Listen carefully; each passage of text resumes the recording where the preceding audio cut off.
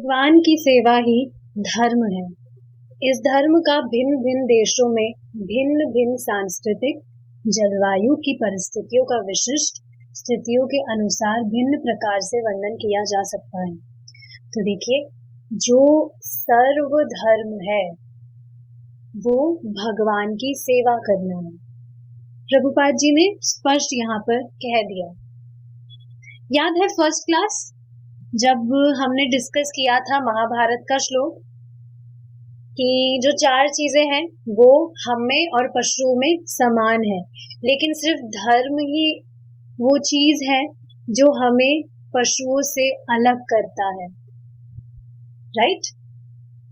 तो अब देखिए, धर्म ठीक है, प्रभुपाद जी ने हमें पता लगा कि धर्म ही वो चीज है जो हमें अलग करता है दूसरे पशुओं से या जो भी पशु है। लेकिन अब देखिए, यहाँ प्रभुपाद जी ने सीधा लाइन में बता दिया है, एक ही लाइन में, कि श्री भगवान की सेवा ही धर्म है। तो जो कुछ भी बाकी लोग धर्म समझते हैं कि व्रत करना धर्म है, दान करना धर्म है ठीक है, बट सर्व जो धर्म है, सर्वपरि, सबसे श्रेष्ठ वो है भगवान की सेवा। यहीं पर ये बात भी कही जा रही है कि इस धर्म का भिन्न भिन्न देशों में भिन्न भिन्न सांस्कृतिक जलवायु की परिस्थितियों या विशिष्ट स्थितियों के अनुसार भिन्न भिन्न प्रकार से वर्णन किया जा सकता है, किंतु प्रत्येक धार्मिक शास्त्र में ईश्वर के प्रति समर्पण भाव की शिक्षा दी जाती है। तो काफी जितनी भी परिस्थितियां देख लीजिए या काफी सारी जगहें देख लीजिए, वहां पर धर्म की अलग अलग तरह से व्याख्या की गई है ही, किंतु हमारे जो शास्त्र हैं, धार्मिक शास्त्र, उसमें धर्म का मतलब क्या है कि हम हमारा ईश्वर के प्रति जो समर्पण भाव है वो कैसे उत्पन्न हो, कैसे जागृत हो, उसकी शिक्षा दी गई है। कोई शास्त्र नहीं कहता कि ईश्वर नहीं है या जीव के रूप में हम स्वतंत्र हैं, ना ऐसा बाइबल कहती है, ना कुरान, ना वेद। तो देख रहे हैं, जैसे ठीक है, ये तो शास्त्र है, लेकिन बाकी जो भी लोग मानते हैं अलग अलग कि हमारा ये धर्म है, वो धर्म है, उनके भी जो शास्त्र हैं, स्क्रिप्चर्स हैं, उनके अकॉर्डिंग बाइबल, वेद, कुरान जो भी है, वहां पर भी भगवान को ही ऊपर बताया गया है। ऐसे नहीं बताया गया कि जीव और भगवान में कोई भेद नहीं है, दोनों समान है, मतलब पोजीशन की बात हो रही है। और ऐसे भी नहीं बताया गया कि जो जीव है वो पूरी तरह से स्वतंत्र है, अपनी इच्छा से सब कुछ कर सकते हैं। ईश्वर भगवान के उपदेशों का पालन करने की जरूरत नहीं है, ऐसा कहीं पर भी वर्णन नहीं है। जैसे देखिए, यहाँ पर एक कोट लिखा है, lift up your eyes on high and see who created these.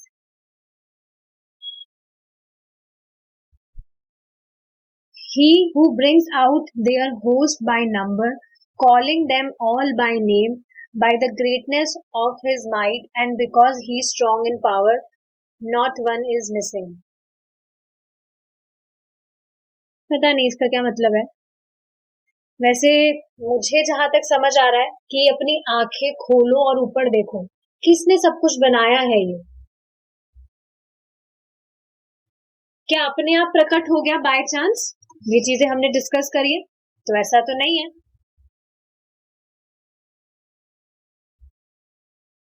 और ये क्या है, देखिए, Who is it that saves you from the dark depths of land and see when you humbly and secretly call to him and say, if he rescues us from this, we should truly be thankful. Say, God rescues you from this and every distress, yet you still worship others besides him. तो देखिए, यहाँ पर क्या कहा जा रहा है कि जो भी परेशानी आती है या कुछ भी दुख आता है, उससे हमेशा भगवान ही हमें बचाते हैं, लेकिन फिर भी हम भगवान को थैंक यू बोलने की जगह उनकी उपासना करने की जगह पता नहीं किन किन लोगों की उपासना करते रहते हैं। सेवा की बात हो रही है, समर्पित हमें भगवान को होना चाहिए, लेकिन फिर भी व्यक्ति जो भी टेम्पररी लोग हैं इस जगत में, उनके ऊपर समर्पित होता है। देखिए यहाँ पर जब ये चीजें कही जाती है तो ऐसा नहीं कहा जाता कि जो अन्य जीव है उनसे प्रेम मत कीजिए, ये चीज नहीं कही जा रही। व्यक्ति प्रेम तो अपने आप ही सबसे करने लगता है, कब? जब वो सबका संबंध कृष्ण से देखने लगता है, क्योंकि उसे समझ आता है सभी जीव भगवान के ही तो हैं। तो अपने आप ही द्वेष तो वो करेगा ही नहीं, प्रेम तो सभी से करेगा, वो भी सेल्फलेसली। आप सोचिए ना, क्या कभी देखा है कभी किसी अनजान व्यक्ति को कि वो आपसे सेल्फलेसली प्रेम दिखाए, अफेक्शन दिखाए? हर किसी को ही तो अपना स्वार्थ चाहिए, लेकिन डिवोटीज के बीच में देखिए आप, कृष्ण केंद्र में है, इस वजह से सेल्फलेस लव भी है। यहाँ तक कि बौद्ध शास्त्र भी ऐसा नहीं कहते। बौद्ध दर्शन के अनुसार सामान्यतया ना कोई जीवात्मा है, ना कोई परमात्मा है, किंतु चूंकि वैदिक साहित्य में श्री बुद्ध को भगवान के अवतार के रूप में स्वीकार किया जाता है, अतः भगवान बुद्ध को स्वीकार करके मनुष्य वास्तव में परमेश्वर का ही अनुसरण करता है।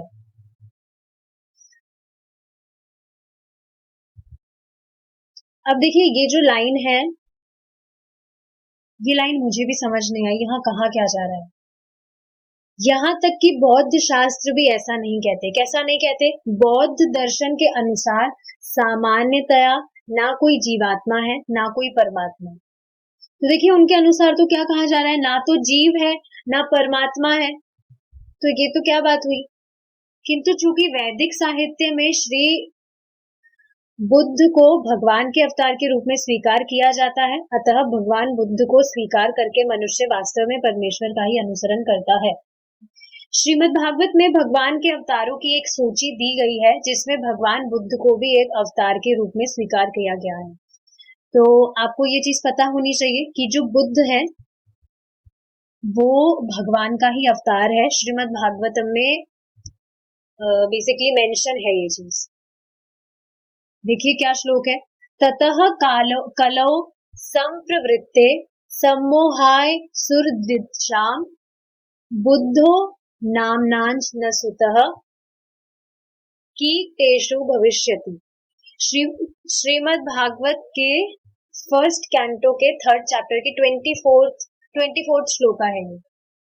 श्रीमद् भागवत की रचना व्यासदेव द्वारा 5000 वर्ष पूर्व की गई थी और भगवान बुद्ध 2600 वर्ष पूर्व अवतरित हुए थे। इस प्रकार श्रीमद् भागवत में वस्तुतः बुद्ध के अवतार की पूर्व घोषणा की गई थी। भगवान बुद्ध ने उपदेश दिया था कि ना ईश्वर है ना आत्मा है, यह शरीर पदार्थों का मिश्रण मात्र है, और जब यह भौतिक मिश्रण विलीन हो जाता है तब दुख और सुख की अनुभूतियां भी समाप्त हो जाएंगी। फिर शंकराचार्य आए, जिन्होंने उपदेश दिया कि ब्रह्म का बाह्य स्वरूप अर्थात यह शरीर केवल एक ब्रह्म है। तो देखिए जब ये क्लास हुई थी तो वहां पर एक डिवोटी ने बताया था कि ये जो बौद्ध धर्म है, इनके अकॉर्डिंग मतलब इनका सोचना क्या है कि उनको कुछ ऐसी तपस्या करनी होती है जिसमें आगे जाकर वो जितने भी दुख हैं, देखिए क्या कहा जा रहा है, दुख और सुख की अनुभूतियां समाप्त हो जाएगी आगे जाके, और जब वो समाप्त हो जाएगी तो जो व्यक्ति है वो आराम से शांति से रह सकता है। तो ये चीज मुझे भी समझ नहीं आई है। I will ask Prabhu ji about this and then I will let you know. देखिए फिर आगे जो शंकराचार्य जी है वो क्या कह रहे हैं, उन्होंने उपदेश किया कि ब्रह्म का बाह्य स्वरूप अर्थात यह शरीर केवल एक ब्रह्म है। सभी धर्मों में मंदिरों के माध्यम से उपासना और प्रामाणिक आचार्यों की मान्यता है। तो ये शरीर जो है, व्यक्ति अपने आप को शरीर मान रहा है, ये सिर्फ भ्रम मात्र है। शरीर तो वो है नहीं। आप सोचिए, अगर व्यक्ति शरीर है तो जब शरीर में से आत्मा चली जाती है, तो जिसको वो शरीर मान रहा होता है कि शरीर, हम शरीर है, व्यक्ति शरीर है, और वो मर गया, तो जो मर गया वो तो वहीं सामने लेटा हुआ है, कहाँ मरा वो, गायब तो नहीं हुआ वो। उसमें से आत्मा, देह ने आत्मा छोड़ दिया, आत्मा चली जाती है। तो देखिए, ये जो चीज है ये तो एकदम स्पष्ट है, दृष्ट है ये चीज। क्या देखिए, हमें अनुभव नहीं हो रहा हो, लेकिन फिर भी ये चीज बिल्कुल सही सही समझ आ रही है कि हम आत्मा है, हम ये शरीर नहीं है। जैसे अनुभव नहीं हो रहा हो, बट एकदम क्लियर विजन हो गया that we are not this body. अगर हम बॉडी होते तो आप देखिए, हर क्षण तो ये बॉडी परिवर्तित हो रहा है। पर आप सोचिए, आप जैसे शुरू में थे वैसे ही आप अपने आप को वैसा ही फील करते होंगे। आप नहीं सोचते हुए कि मुझ में कुछ परिवर्तन आया है। आदतों की बात नहीं हो रही है। आप देखेंगे कि कोई वृद्धावस्था में आ भी जाता है, पर फिर भी पहले जैसे ही वो रहता है, उसका जो स्वभाव होता है पहले जैसे वो, जैसे उसको कुछ, मतलब आप देखेंगे, आप खुद का ही देखिए ना, ज्यादा ऐसे नहीं लगता कि हम चेंज हुए। हमें लगता है हम वही तो व्यक्ति हैं जो शुरू से है। क्या लगता है कोई चेंज हो गए हम? आदतों की बात नहीं की जा रही है, हैबिट्स तो चेंज होती रहती है, कभी अच्छी कभी बुरी। स्वरूप की बात की जा रही है। क्यों? क्योंकि जो आत्मा है उसका स्वरूप शाश्वत है, वो कभी बदलता नहीं है, इटर्नल है। पर आप सोचिए, ये जो बॉडी है, ये शरीर है, ये क्षणिक है, परिवर्तन हो रहा है, और हर समय हर क्षण परिवर्तित हो रहा है। जो हम कल थे वो हम आज बिल्कुल नहीं है। एक हफ्ते पहले हो सकता है कोई व्यक्ति बीमार हो, लेकिन अब तो वो उस अवस्था में नहीं है। तो हर क्षण जो शरीर है वो परिवर्तित होता है। सभी धर्मों में मंदिरों के माध्यम से उपासना और प्रामाणिक आचार्यों की मान्यता है। देखिए, इससे क्या समझ आ रहा है कि जो ग्रंथ है वो अपौरुषाई होते हैं। अपौरुषाई का मतलब क्या होता है कि किसी जेंडर पे बेस नहीं होते, कि सिर्फ जो पुरुष है वो ही पढ़ सकता है। हम श्री कृष्ण, जीसस क्राइस्ट, ईसा मसीह, यहोवा, बुद्ध, शंकराचार्य या गुरु नानक, किसी के माने, प्रत्येक दशा में किसी को माने, प्रत्येक दशा में प्रामाणिक आचार्यों की सत्ता का स्वीकार करना आवश्यक है। भगवत गीता में भगवान श्री कृष्ण को परम अधिकारी माना गया है। कभी कभी कृष्ण स्वयं प्रादुर्भूत होते हैं और कभी कभी वे अपने अवतार के रूप में आते हैं। तो देखिए, एक क्वेश्चन आया था जिसमें एक व्यक्ति कह रहे थे कि हाँ, वेदों को मानना चाहिए, बहुत अच्छी बात है, वेदों को मानिए, पर ईश्वर परम ब्रह्म है, जीरो नहीं है, परम ब्रह्म है। अब परम ब्रह्म का मतलब क्या है? भगवान के दिव्य शरीर में से जो दिव्य ज्योति निकलती है, उसको लोग मानते हैं कि वो ज्योति भगवान है, शून्य नहीं है। तो अब देखिए, भ्रमित करने वाली बात नहीं है ये। जब आप किसी व्यक्ति को ज्योति कह रहे हैं, मतलब क्या कह रहे हैं? निराकार, कि निराकार है, कोई आकार ही नहीं है। तो कोई आकार नहीं है का मतलब क्या है? शून्य है। तो ये भ्रमित करने वाली बातें होती है और लोग भ्रमित हो भी जाते हैं। समझना चाहिए इस चीज में। खुद देखिए, भ्रमित कर रहे हैं कि शून्य नहीं है, परम ब्रह्म है। तो ये कंफ्यूज करने वाली बात तो है। कभी कभी वह शब्द ध्वनि के रूप में अवतरित होते हैं। देखिए क्या कहा जा रहा है, कभी कभी कृष्ण स्वयं प्रादुर्भूत होते हैं, मतलब खुद अवतार में आते हैं। जैसे ये फोटो है, द्वापर युग में आए थे भगवान, और कभी कभी वह अपने अवतार के रूप में आते हैं। तो कितने सारे अवतारों की यहाँ फोटो है भगवान की। नरसिंह देव भगवान है, राम जी हैं, और भी काफी सारे, वराह रूप है, कितने सारे रूप है, कछुए वाला रूप, मछली वाला रूप। तो भगवान अलग अलग अवतारों में आते हैं और कभी कभी वह शब्द ध्वनि के रूप में अवतरित होते हैं। कौन सी शब्द ध्वनि? हरे कृष्णा कृष्णा कृष्णा हरे हरे, हरे रामा रामा रामा हरे हरे। देखिए, एक चीज बताना चाहूंगी, जैसे काफी लोग जो हैं पूछते हैं, क्वेश्चन आता है कि हम जय श्री कृष्णा बोले या राधे राधे बोले, एक ही तो बात है, कुछ भी तो बोले, क्या इसमें गलत तो कुछ नहीं है?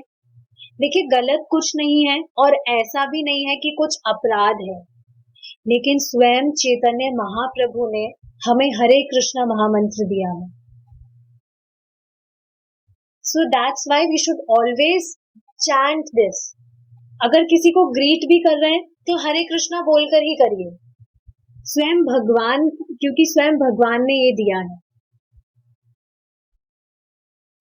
मैं खुद इस चीज को देख रही हूँ, देखिए मजाक की बात नहीं है, पहले मैं भी बहुत जय श्री कृष्णा करती थी और काफी लोग हैं जो जय श्री कृष्णा करते रहते हैं।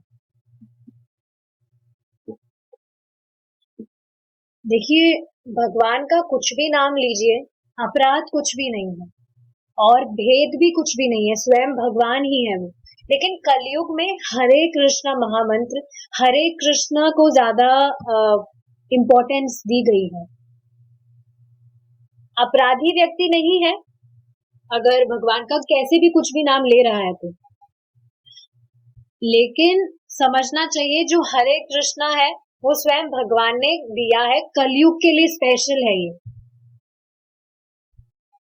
मैंने ये चीज पहले भी बताई थी कि आप काफी सारे भक्त देखेंगे जो भगवान की भक्ति करते हैं, कृष्ण की भक्ति करते हैं, लेकिन जितना तेजी से जीवन में परिवर्तन जो हरे कृष्णा बोलते हैं, हरे कृष्णा महामंत्र का जाप करते हैं, उनके जीवन में आता है, उतनी तेजी से आप उनके जीवन में परिवर्तन नहीं देखेंगे, ये चीज स्पष्ट है।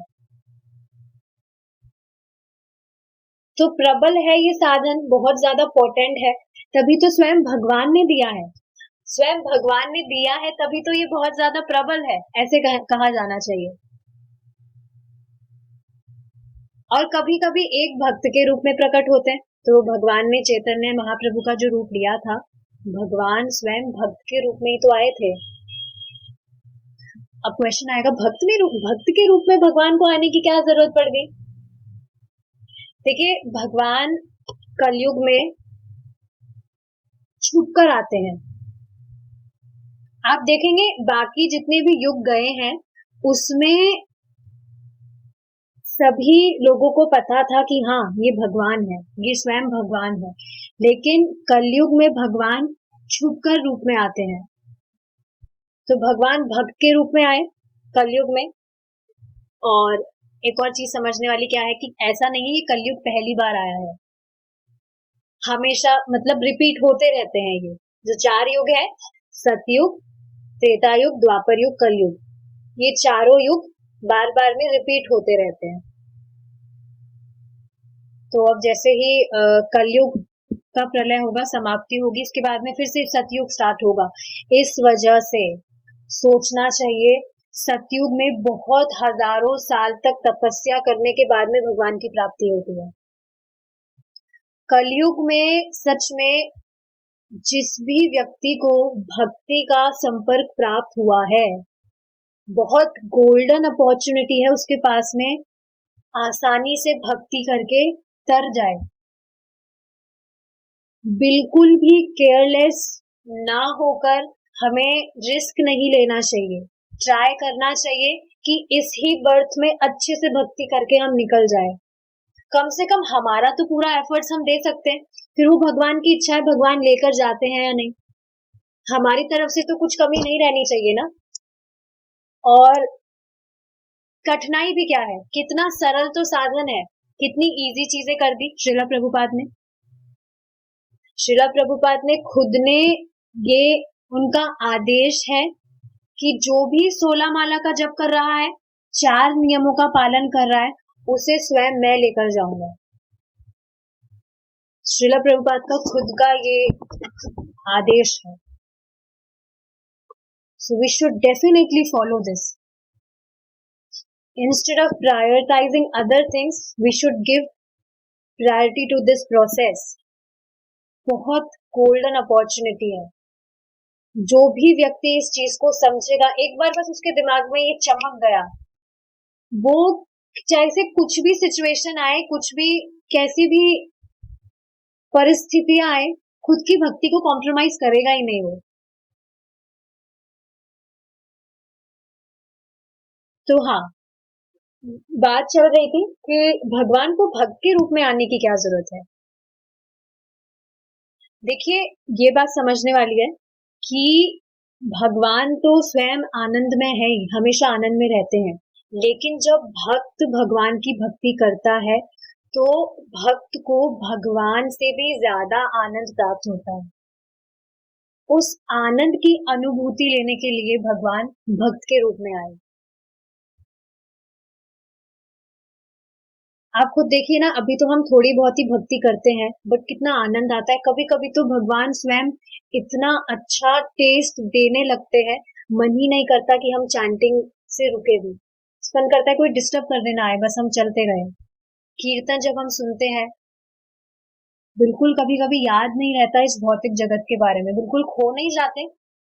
देखिए, ये सब चीजें तभी एक्सपीरियंस करेंगे जब आप बिल्कुल सिंसियरली एंग्रॉस्ड होकर करेंगे, अटेंटिवली.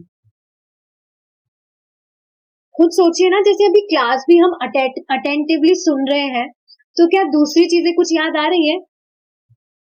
बिल्कुल इसमें ही हम एनग्रॉस नहीं हो जाते जब क्लास सुनते हैं, या कुछ भी हम काम करते हैं, बाकी चीजें कहाँ याद रहती है, उसी में बिल्कुल हम लीन हो जाते हैं. भगवान का जो कीर्तन होता है उसको आप ध्यान से सुनेंगे, चैंटिंग कर रहे उसको ध्यान से सुनेंगे, कुछ क्षण के लिए सही बिल्कुल भौतिक जगत याद नहीं रहेगा, और उसमें जो टेस्ट मिलता है उसकी कल्पना नहीं की जा सकती. तो बेसिकली भगवान ये आस्वादन करने के लिए भक्त के रूप में प्रकट हुए. अवतारों की विभिन्न कोटियां हैं. इस युग में भगवान श्री कृष्ण अपने पवित्र नाम के रूप में अवतरित हुए हैं.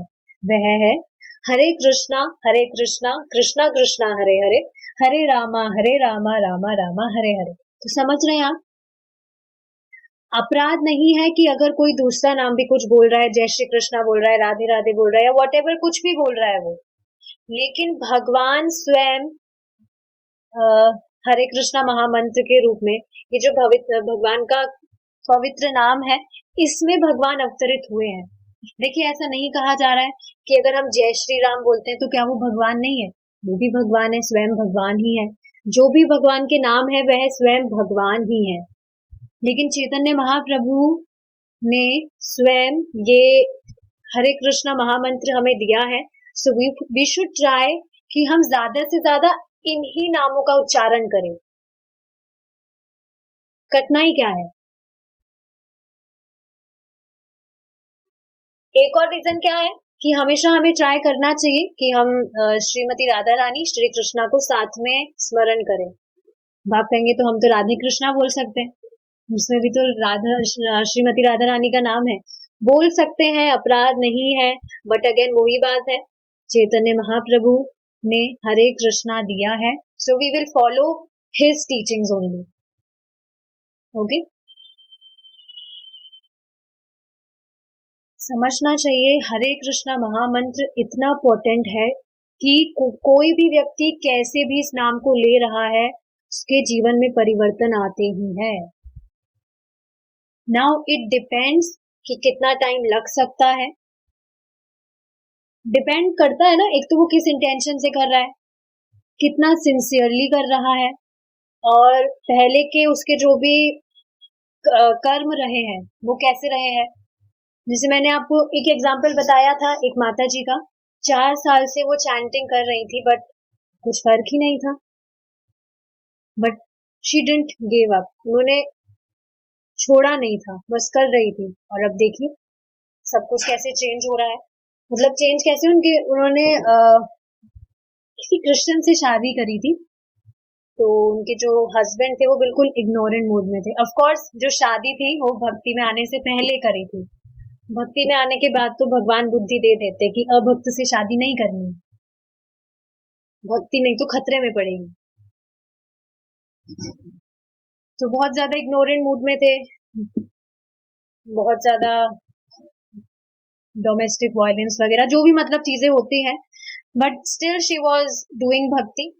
At least she was chanting 16 rounds and following 4 regulative principles.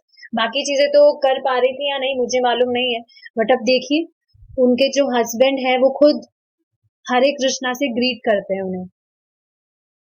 बहुत दूर नहीं है वो टाइम जब वो खुद चैंटिंग भी करने लगेंगे। तो देख रहे हैं आप कितना प्रबल है ये साधन। तो ट्राई करना चाहिए जितना हो सके हम नाम उच्चारण करें। भगवान श्री चैतन्य महाप्रभु ने संपुष्टि की है कि इस कलयुग में श्री कृष्ण शब्द ध्वनि के रूप में अवतरित हुए हैं। ध्वनि भी एक स्वरूप है जिसे श्री भगवान धारण करते हैं। इसलिए कहा जाता है कि कृष्ण और उनके नाम में कोई भेद नहीं है। तो देखिए जब ये क्लास में हम पढ़ रहे हैं ये बात कि हाँ कृष्ण और कृष्ण के नाम में कोई भेद नहीं है, तो क्लास के बाहर भी ये बात सच है, सिर्फ क्लास में ये बात सच नहीं है। तो ट्राई करना चाहिए जब क्लास के बाहर भी, मतलब क्लास जब खत्म हो जाती है तो ट्राई करना चाहिए कि हम करते रहे, जैसे टाइम मिले चैंटिंग करते रहे, नाम लेते रहे।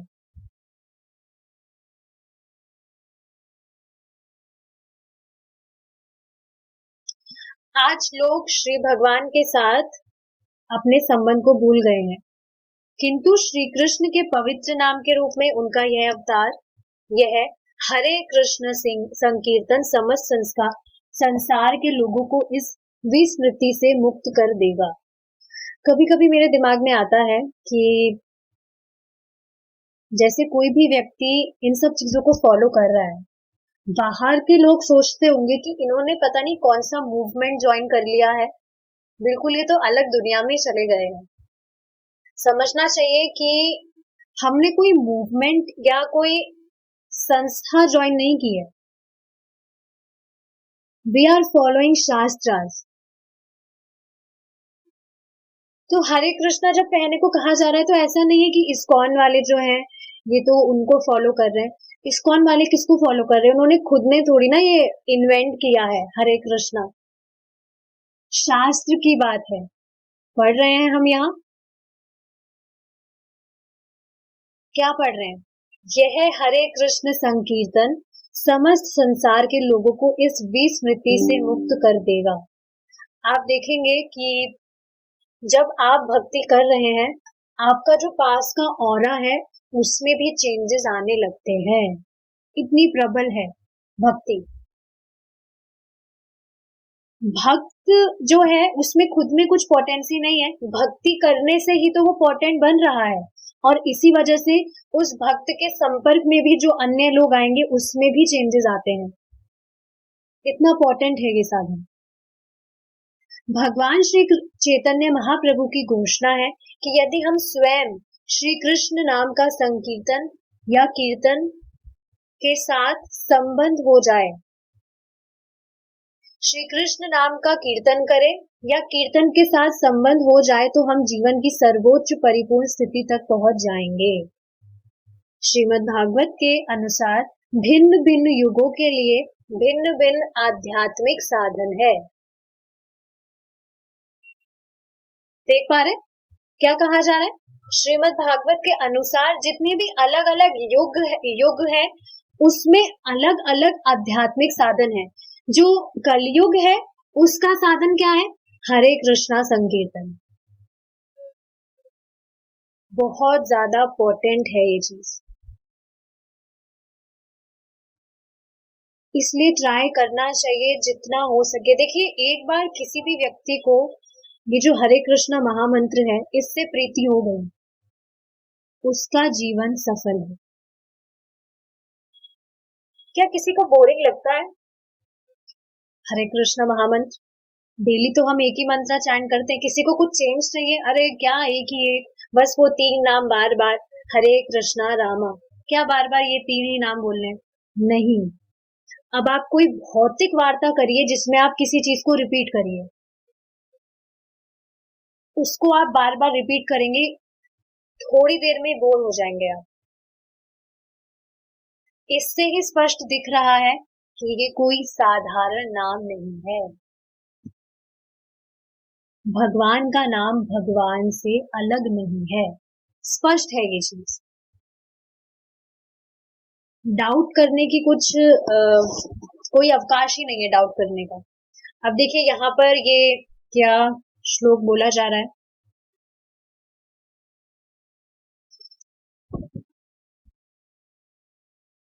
तो देखेंगे क्या श्लोक है। कृते यज्ञायतो विष्णुं त्रेतायां यजतो मखै द्वापरे परिचर्यायां कलौ तद्रि कीर्तनात्। देखिए श्रीमद् भागवतम के 12th कैंटो का 3rd चैप्टर के 52 श्लोक है ये। देखिए अगर आप इसको पढ़ेंगे तो हिंदी जैसा ही है। त्रेतायाम मतलब त्रेता युग, द्वापरे मतलब द्वापर युग, कलौ मतलब कलयुग, कीर्तनात् मतलब समझ ही आ रहा है। अब देखेंगे क्या है। किंतु प्रत्येक साधन का सिद्धांत सभी युगों में लागू रहता है। आई डोंट नो इसका डिस्क्रिप्शन यहाँ है या नहीं, एनीवेज देखेंगे। किंतु प्रत्येक साधन का सिद्धांत सभी युगों में लागू रहता है। ऐसा नहीं है कि हरे कृष्ण का कीर्तन इस कलयुग में ही प्रभावशाली है और सतयुग में नहीं था। ऐसा भी नहीं है कि लोग सत्य युग में भगवान श्री कृष्ण के पवित्र नामों का संकीर्तन नहीं करते थे। सतयुग में ध्यान ही प्रमुख साधन था और महान मुनिगण 60,000 वर्ष की अवधि से भी अधिक समय तक ध्यान करते थे। किंतु इस युग में हमारी अल्पायु के कारण ध्यान द्वारा वह पूर्णत संभव नहीं है। देखिए क्या समझाया जा रहा है यहाँ कि जो जितने भी युग है उसमें जो भी साधन बताए जा रहे हैं वो सभी युगों में लागू होते हैं। ऐसा नहीं है कि वो लेस पोटेंट है। इसका एग्जाम्पल क्या है, जैसे हमने अजामिल का एग्जाम्पल लिया था, उसमें भी उसने क्या किया था। पहली बात तो ये है कि ये वर्णन नहीं था कि किस युग में वो भगवान के पास गया। स्टोरी हमें ये पता है कि वो अपने बेटे को पुकार रहा था, नारायण अपनी माँ की गोद से मेरी गोद में आ जाओ। तो नारायण नारायण वो कह रहा था, भगवान का नाम ले रहा था। लेकिन अब देखिए यहाँ समझाया क्या जा रहा है। ऐसा नहीं है कि सतयुग में जो लोग हैं वो कीर्तन नहीं कर सकते, वहां पर भी लोग कीर्तन कर सकते हैं। और यहाँ कलयुग में भी जो सतयुग है वहां पर क्या बताया जाता था कि जो लोग हैं उनको ध्यान करना है। सतयुग में ध्यान ही प्रमुख साधन था। तो आप देखेंगे 60,000 वर्ष तक, मतलब बहुत वर्षों तक जो मुनि जन थे वो बहुत ध्यान लगाते थे, तपस्या करते थे। लेकिन कलयुग में क्या हमारी ऐसी पोटेंसी है? आप खुद देखिए ना, हम जब चैंटिंग करते हैं, चैंटिंग में भी हम बैठ नहीं पाते सही से। कितनी बार तो हम पोस्चर्स चेंज करते हैं, कभी कभी खड़ा होना पड़ता है, फिर बैठते हैं, बीच बीच में वॉशरूम जाना होता है। 1.5 to 2 hours लगते हैं 16 राउंड्स कंप्लीट होने में। तो बात सोचिए, हम सही से 2 घंटे भी चैंटिंग नहीं कर सकते बैठ के, बाकी तपस्या कैसे करें, ध्यान कैसे ही कोई व्यक्ति लगाएगा। तो देखिए समझने वाली बात क्या है कि जो साधन दूसरे युगों में बताए हैं वो कर सकता है व्यक्ति, लेकिन स्टिल जो प्रमुख चीजें हैं वो दी गई है। जैसे सतयुग में है ध्यान दिया गया है, द्वापर युग में यज्ञ था प्रमुख साधन, त्रेता युग में यज्ञ था प्रमुख साधन, और द्वापर युग में डीटी वर्शिप प्रमुख साधन था। कल युग में हरे कृष्णा संकीर्तन प्रमुख साधन है। किया सब कुछ जाता है, डीटी वर्शिप अभी भी करते हैं हम, यज्ञ वगैरह भी होते हैं, ध्यान भी व्यक्ति पता नहीं करते हैं, हाँ करते ही हैं। तो कहा क्या जा रहा है, जो युगों सारे अलग अलग युगों में जो साधन बताए गए हैं, ऐसा नहीं है व्यक्ति उसे कर नहीं सकता, बट स्टिल जो प्रमुख साधन बताए गए हैं उसी से व्यक्ति मतलब वो ज्यादा पोटेंशियल है, वो ज्यादा पोटेंट है। किंतु इस युग में, कलयुग में हमारी अल्प आयु के कारण ध्यान द्वारा वह पूर्ण स्वभाव नहीं, संभव नहीं। हमारी तो जो आयु है वो ही 60,000 वर्ष नहीं है। मैक्स कितनी आयु है, कितना व्यक्ति जीता है? कहने को तो 100 साल कहा जाता है, पर क्या सही में 100 साल तक जी पाता है व्यक्ति आजकल? 50 भी क्रॉस नहीं कर पाता है जल्दी से। तो जो अल्प आयु का मतलब बहुत कम आयु के कारण ध्यान लगाना पॉसिबल नहीं है व्यक्ति के लिए। इस कारण इस युग में विशेष रूप से यह संस्तुति की गई है कि हम सब एक साथ बैठकर हरे कृष्ण का कीर्तन करें। यह अत्यंत सरल है और प्रत्येक व्यक्ति इसमें भाग ले सकता है, तो कुछ कठिनाई तो नहीं है। कितना सुंदर लगता है, जो भी डिवोटी शाम को आते हैं 6:30 बजे जो कीर्तन होता है सबके साथ में, अगर आप देखिए सच में अटेंटिवली सुनने का ट्राई करेंगे तो ही टेस्ट आपको मिलेगा। टेस्ट की बात हो रही है, बेनिफिट तो बैठने मात्र से मिलता है। भागवतम की क्लास हो रही है, कुछ समझ में भी नहीं आ रहा, उससे भी बेनिफिट मिल रहा है क्योंकि संपर्क हो रहा है। पर टेस्ट कब मिलेगा? जब हम उसे अटेंटिवली सुनने का ट्राई करेंगे, चाहे से वो शास्त्र हो सकता है, कीर्तन हो सकता है, हमारा जप हो सकता है। टेस्ट तभी मिलेगा जब हम उसे अटेंटिवली सुनने का ट्राई करेंगे। समझ पा रहे हैं टेस्ट और बेनिफिट में डिफरेंस? बेनिफिट तो होता है कैसे भी कर रहा है, पर टेस्ट जो है वो अटेंटिवली करने पर ही होता है। और प्रत्येक व्यक्ति इसमें भाग ले सकता है, ऐसा नहीं है कि कोई एज बाउंडेशन है या कोई भी बाउंडेशन है, कुछ बाउंडेशन नहीं है, कैसे भी कर सकता है व्यक्ति। इसमें ना तो किसी शिक्षा की आवश्यकता है और ना कोई पूर्व योग्यता की अपेक्षा है, कोई ऑक्यूपेशन, कोई डेजिग्नेशन, कोई एजुकेशन, किसी की भी नीड नहीं है, कैसे भी कर सकता है। एक भक्त पूछ रहे कीर्तन कब हो रहा है? वाओ, 6:30 बजे डेली कीर्तन होता है शाम को। प्रभु जी की जो क्लास होती है 7 बजे श्रीमद् भागवतम की, उससे पहले आधे घंटे का कीर्तन होता है। आज का जो कीर्तन है वो 5 बजे होगा अभी। तो ठीक है, will stop our class here now, क्योंकि अब 15 मिनट्स में क्लास है। किसी का कुछ क्वेश्चन तो नहीं है? श्रील प्रभुपाद की जय।